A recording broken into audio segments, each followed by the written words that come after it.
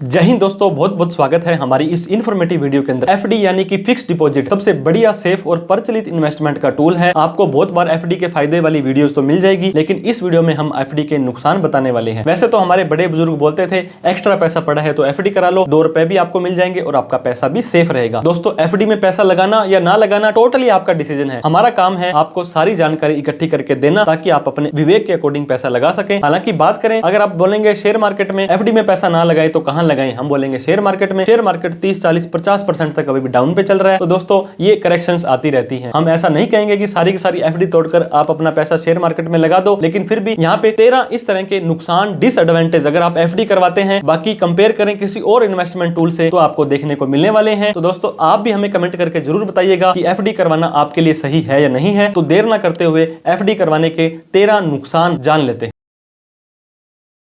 तो दोस्तों, आज हम बात करने वाले हैं फिक्स डिपॉजिट की, जो कि आप सभी का सबसे फेवरेट इन्वेस्टमेंट का टूल होता है एफडी। एफडी के 13 ऐसे डिसएडवांटेज या नुकसान हम बताने वाले हैं। दोस्तों, एफडी के अलावा बहुत तरह के इन्वेस्टमेंट ऑप्शन होते हैं, लेकिन अगर आपने एफडी का मन बना रखा है और आप ज़्यादा रिस्क नहीं लेना चाहते हैं तो आप एफडी में पैसा लगा सकते हैं। ये वीडियो उनके लिए है जो कुछ अल्टरनेट जिनके पास अवेलेबल रहते हैं, लेकिन फिर भी उन्होंने आपका पैसा सारा का सारा एफडी के अंदर लगा रखा है। सबसे पहले मैं आपको बात क्लियर करना दोस्तों, आज की तारीख में पैसा कमाना बहुत हार्ड हो चुका है। अगर उस पैसे को आपने कमा लिया है तो कुछ पैसा बचाना, सेविंग करना उससे भी ज़्यादा हार्ड है। और अगर आपने सेविंग भी कर लिया है तो उसको कहाँ लगाना है, इन्वेस्ट करना उससे भी ज़्यादा हार्ड हो चुका है। तो इन्हीं चीज़ों के साथ में दोस्तों, कहीं पर भी आपको इन्वेस्ट करना होता है तो आपको अपना रिस्क देना पड़ता है। कि जैसे DICGC एक संस्था है जो दोस्तों 5 लाख रुपए तक का ही बीमा पर बैंक का प्रदान करती है। शेयर मार्केट में तो 5 लाख भी नहीं है, आपका पैसा आधा भी हो सकता है, जीरो भी हो सकता है। और बात करें रिवॉर्ड्स की, कोई व्यक्ति कहता है मुझे तो 4% भी इनफ है, कोई कहता है मुझे तो 18% भी कम लगता है। टाइम, कोई कहता है मुझे तो 1 महीने के लिए लगाने हैं, कोई 6 महीने कहता है, कोई 1 साल और कोई कहता है 10 साल के लिए। और किस पर्पज़ के लिए लगाने हैं, शादी के लिए, बच्चों की पढ़ाई के लिए, किसी भी पर्पज़ के लिए लगाने हैं, तो ये डिपेंड करता है पॉइंट टू पॉइंट के ऊपर। अब एफडी की बात करें तो ये सबसे सेफ, सबसे सिक्योर, अच्छी रिटर्न, गवर्नमेंट की गारंटी, इसके ऊपर दोस्तों डिटेल में हमने वीडियो बना रखी है। एफडी और इनकम टैक्स के बहुत सारे रूल हमने बताए हुए हैं और एक हमने एफडी की मास्टर क्लास भी बना रखी है जिसमें लगभग हर एक पॉइंट आपका क्लियर हो जाने वाला है। तो वो दोनों वीडियो आप जरूर देख लें। एफडी की रिटर्न दोस्तों, मान लीजिए आपने 1 लाख रुपए की एफडी कराई, आपने बैंक को पैसा दिया और मान लीजिए 10% उसका ब्याज था, तो 1,10,000 रुपए आपको मान लीजिए 1 साल का था तो वापस मिल जाएगा। तो ये 1 लाख तो आपका खुद का ही था। तो एफडी की जो रिटर्न होगी वो सिर्फ और सिर्फ इंटरेस्ट होने वाली है और ये इंटरेस्ट डिपेंड करता है टेन्योर ऑफ एफडी पर। जब भी आप एफडी कराएं दोस्तों, बैंक के अंदर, पोस्ट ऑफिस के अंदर उनका एक चार्ट होता है। उस चार्ट में क्या लिखा होता है, 7 दिन से 10 दिन की इतनी है, 3 महीने से 6 महीने की इतना ब्याज है। अब कई बार मैंने ये बताया आपको दोस्तों, 45 दिन की अगर आप एफडी कराते हो तो 3.5% ब्याज मिलेगा और वहीं पर 46 दिन की एफडी कराते हो तो 5.5% ब्याज मिलेगा। तो इस तरह से एक दिन का भी आगे पीछे करने से अगर काफ़ी तरह का आपको बेनिफिट होता है तो आपको उस टेन्योर को जरूर ध्यान देना है।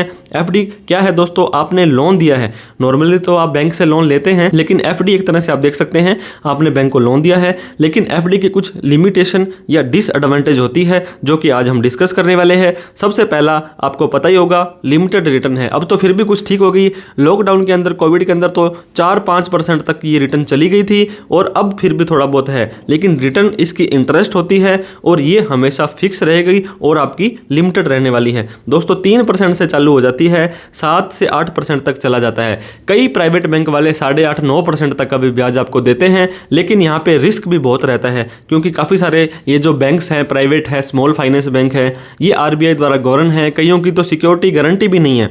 इसके अलावा आप सोने में पैसा लगाते हैं तो दोस्तों 90,000 रुपए का तोड़ा हो गया है। रियल स्टेट के अंदर आपके अड़ोस पड़ोस का कोई भी मकान या प्लाट उठा करके देख लें, 4 साल पहले क्या रेट था और आज क्या है। शेयर मार्केट में दोस्तों अच्छा रिटर्न मिल जाता है, लेकिन यहाँ पे रिस्क रहती है। तो आप म्यूचुअल फंड में, ETF के अंदर पैसा लगा सकते हैं और हमेशा आप एफडी से ज़्यादा ही इंटरेस्ट कमाने की कोशिश करेंगे। अब दोस्तों, टैक्स और टैक्स, क्योंकि आप कमाई करोगे तो आपको टैक्स भी देना पड़ेगा। 1 लाख की एफडी कराई, 1 साल बाद 1,10,000 की हो गई, तो इस 1 लाख पर तो कोई टैक्स नहीं है। जो एक्स्ट्रा आपको 10,000 मिला वो दोस्तों आपका इंटरेस्ट है। तो प्रिंसिपल पर कोई टैक्स नहीं है, लेकिन आपको टैक्स देना पड़ेगा इंटरेस्ट के ऊपर। अगर कोई भी और इनकम नहीं है, और 5 तरह की इनकम होती है दोस्तों, सैलरी की, रेंट की, बिजनेस की, कैपिटल गेन की और अदर सोर्स की। तो नॉर्मल इनकम अगर आपकी 7 लाख रुपए तक है तो आपको कोई टैक्स नहीं देना है और वहीं पर आपका जो फाइनेंशियल ईयर अभी चालू होगा, जो 24-25 होगा, इसके लिए तो 12 लाख रुपए तक की अगर आपकी एफडी का ब्याज या कोई भी इनकम है तो आपको टैक्स नहीं देना है। और हो सकता है आपकी इनकम इस साल तो मान लीजिए 15 लाख से ज़्यादा हो और 12 लाख वाली लिमिट में आपकी 24 लाख से ज़्यादा हो तो आपको 30% भी टैक्स देना पड़ सकता है।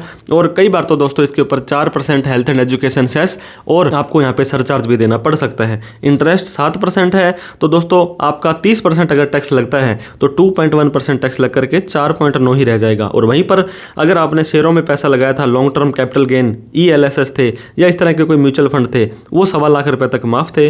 और सॉवरन गोल्ड बॉन्ड तो आपने पहले पैसा लगाया होता तो वो तो सारा का सारा ही दोस्तों टैक्स फ्री हो जाता। अब TDS की बात करते हैं, टैक्स डिडक्टेड एट सोर्स।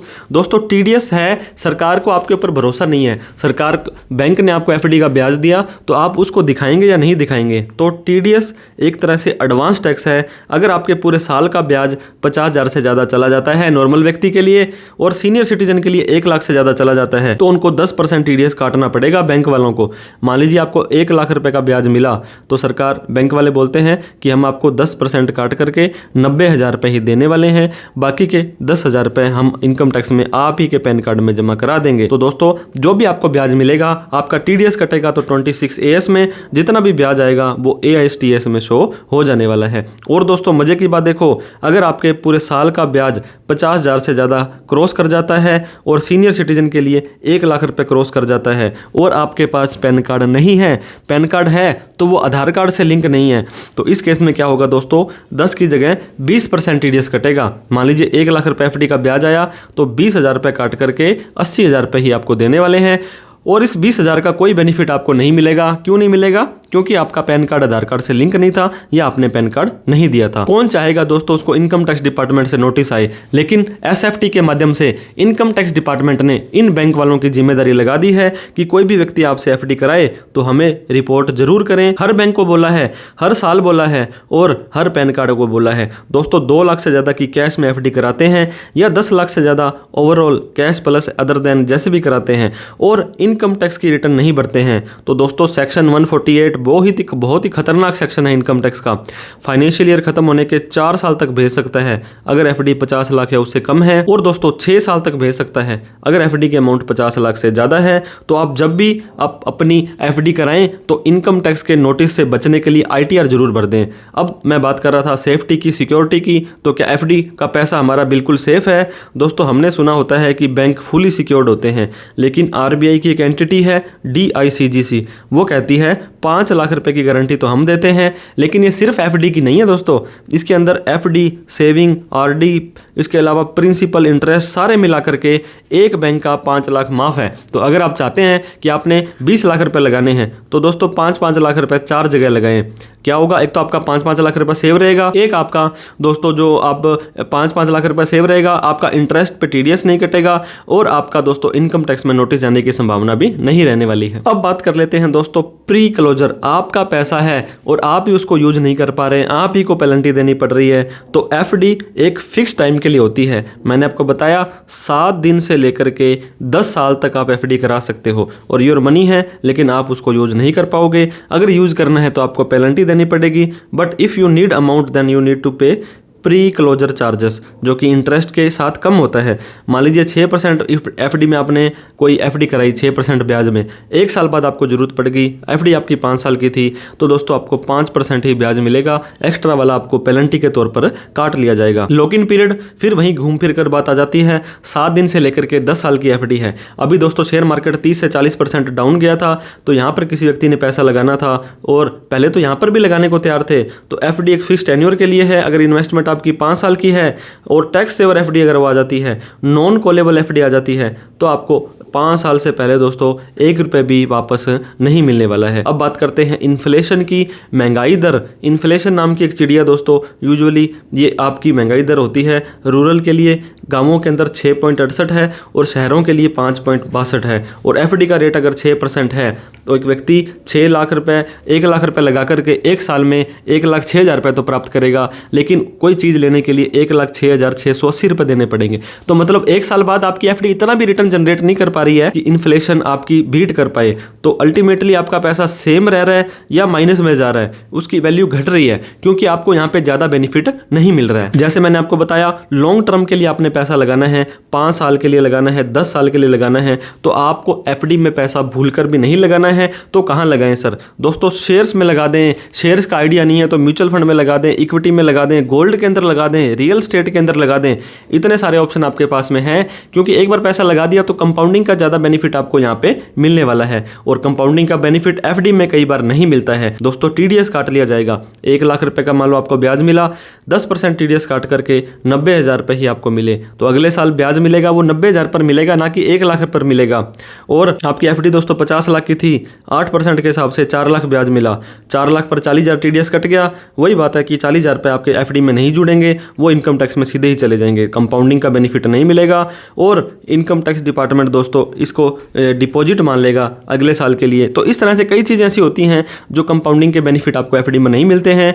अगर आपका टीडीएस कट गया है, मान लीजिए आपने अप्रैल 2025 में एफडी कराई और अब उसका आपका 10% टीडीएस काट लिया, तो अब आप इस क्या करेंगे दोस्तों? अप्रैल से लेकर के जो मार्च 2026 है, जब तक आपका साल पूरा खत्म होगा, फिर अप्रैल, मई, जून, जुलाई को जाकर के आपका रिफंड मिलेगा। तो अगर आपका इंटरेस्ट था 50,000 रुपये से ज़्यादा, या सीनियर सिटीजन का 1 लाख रुपए से ज़्यादा, और आपका टीडीएस टाइम से ही कट गया, और आप उसको ओवरऑल इनकम आपकी 7 लाख से या 12 लाख से कम है, तो आपको टीडीएस रिफंड लेने के लिए इनकम टैक्स की रिटर्न भरनी पड़ेगी, और ये रिटर्न भरने के लिए पूरे साल का खत्म होने का वेट करना पड़ेगा। Lack of regular income. कई बार दोस्तों आपको पता नहीं होता है, आप ये ऑप्शन चूज कर लेते हैं कि मुझे सारा का सारा पैसा मुझे मैच्योरिटी पर मिले, और अगर आपने एफडी करवा ली 5 साल की, 10 साल की, तो जितनी भी आपकी एफडी का अमाउंट और इंटरेस्ट होगा वो आपको 5 साल बाद ही मिलने वाला है। कोई रेगुलर इनकम नहीं है, जैसे कि जो आपकी post office monthly income scheme है, सीनियर सिटीजन सेविंग स्कीम है, यहाँ पर आपका दोस्तों पैसा थोड़ा सा रेगुलर मिलता रहता है। तो दोस्तों आप एफडी के अंदर पैसा लगाना चाहेंगे या नहीं लगाना चाहेंगे,